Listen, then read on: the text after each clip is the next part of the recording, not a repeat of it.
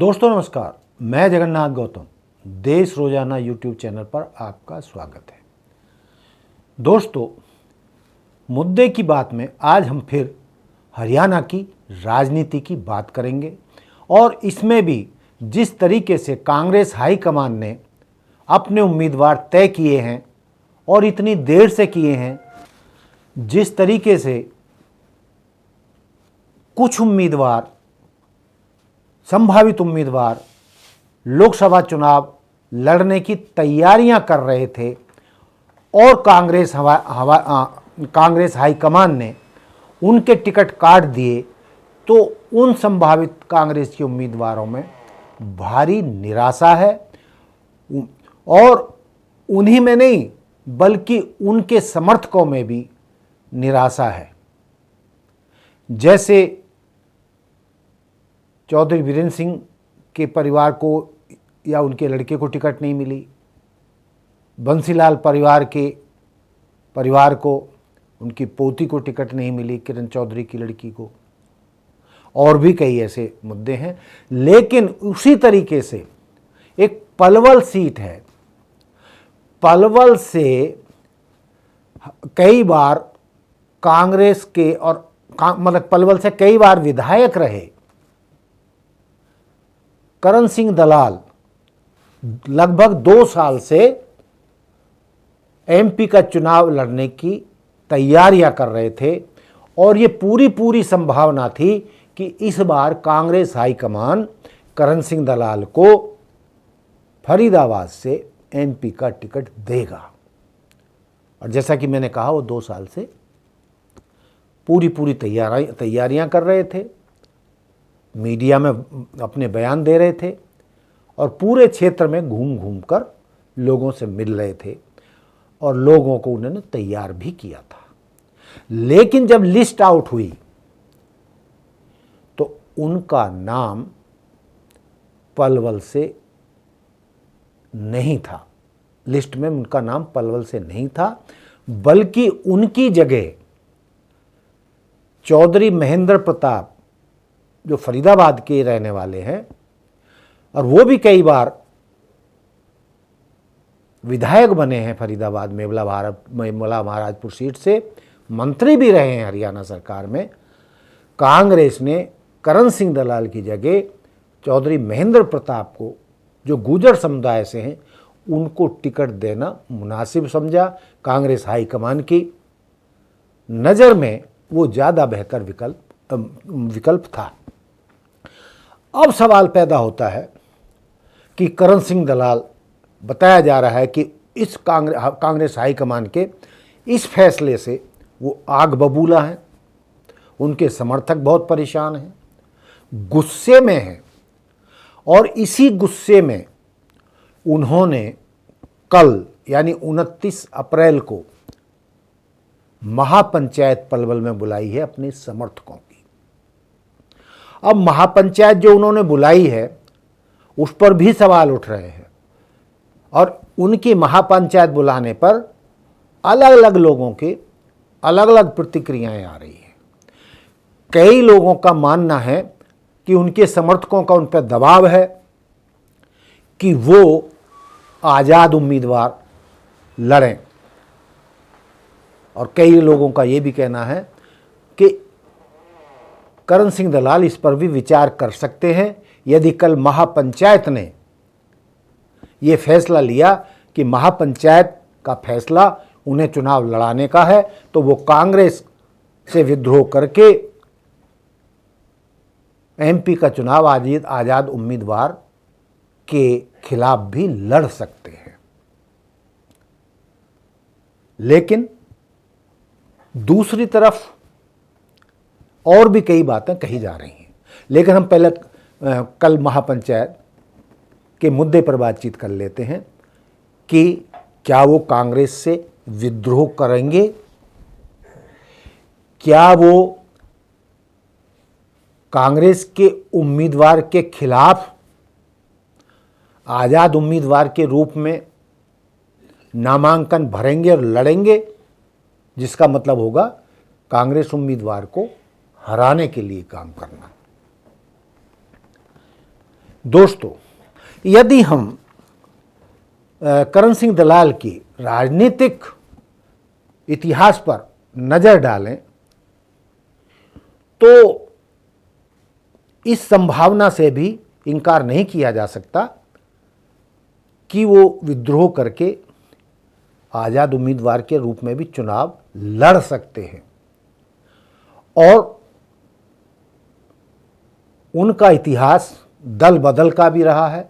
वो कई पार्टियों में रहे हैं और जहां तक मुझे जानकारी है तो 1991 में करण सिंह दलाल ने पलवल से हरियाणा विकास पार्टी चौधरी बंसीलाल की बनाई पार्टी थी, जो पहले हरियाणा के मुख्यमंत्री रहे थे, लेकिन बाद में उन्होंने कांग्रेस से नाता तोड़कर हरियाणा विकास पार्टी बनाई।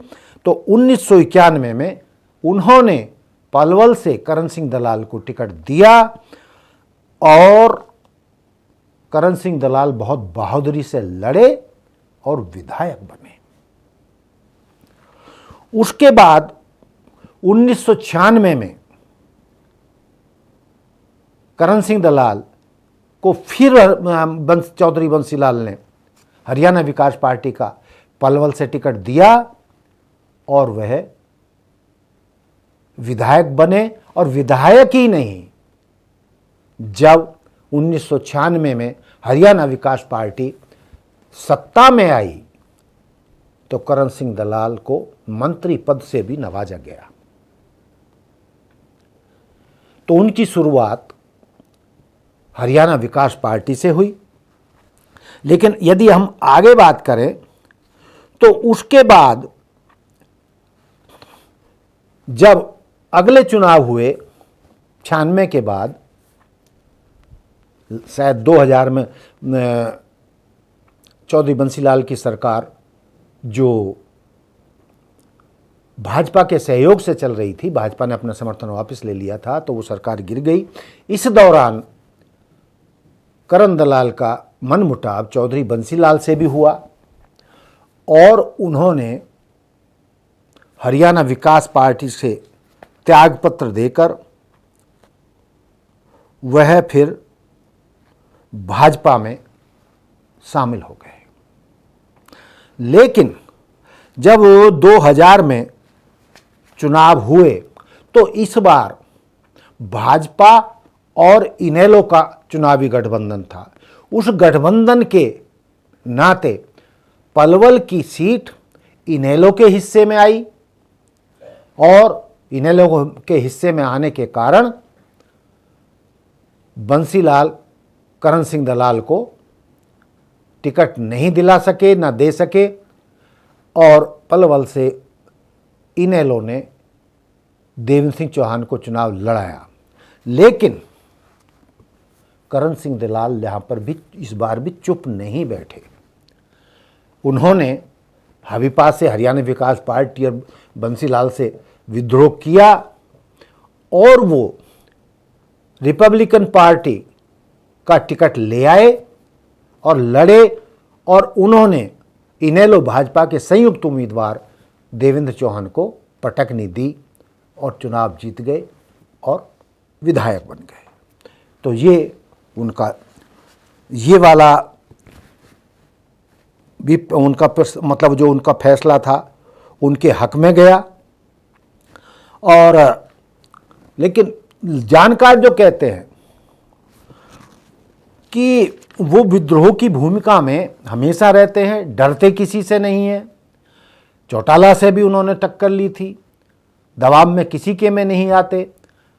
और इसके बावजूद कि हरियाणा के पूर्व मुख्यमंत्री भूपेंद्र सिंह हुड्डा उनके रिश्तेदार हैं, उन्हें दुख इस बात का भी है कि एक आध टिकट को छोड़कर हरियाणा में सारे टिकट भूपेंद्र सिंह हुड्डा के गुट को दिए गए हैं, उनकी चली है।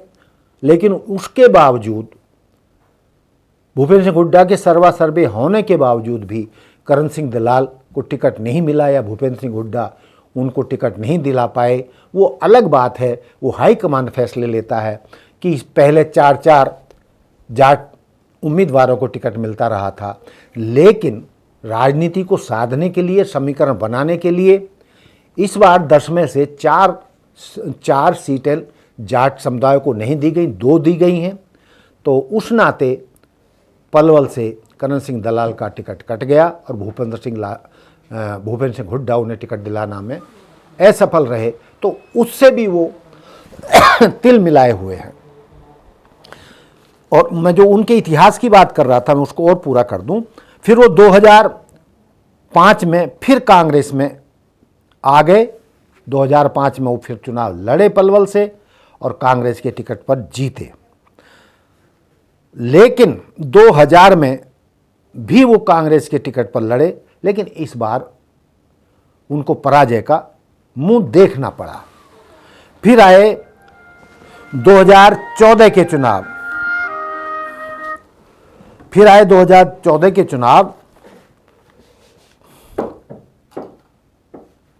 वो फिर कांग्रेस के उस पर टिकट पर लड़े और जीत गए। लेकिन 2019 के विधानसभा चुनावों में उन्हें फिर हार का सामना करना पड़ा। लेकिन इस बार वो 2 साल से, जैसा कि मैंने शुरू में बताया, वो लोकसभा चुनाव की बहुत ज़बरदस्त तैयारी कर रहे थे।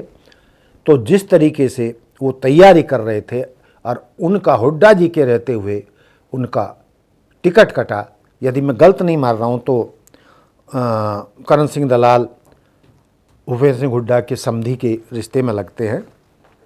तो उन्हें और उनके समर्थकों को बहुत निराशा हुई है। इसीलिए उन्होंने कल पलवल में महापंचायत बुलाई है कि अपने समर्थकों की, इसलिए कि वो क्या फैसला करें। जैसा कि मैंने शुरू में कहा, उनका मैंने इतिहास बताया कि 4 पार्टियां में वो रह चुके हैं और विद्रोह करते रहे अपनी पार्टियों से, कभी दबकर नहीं रहते।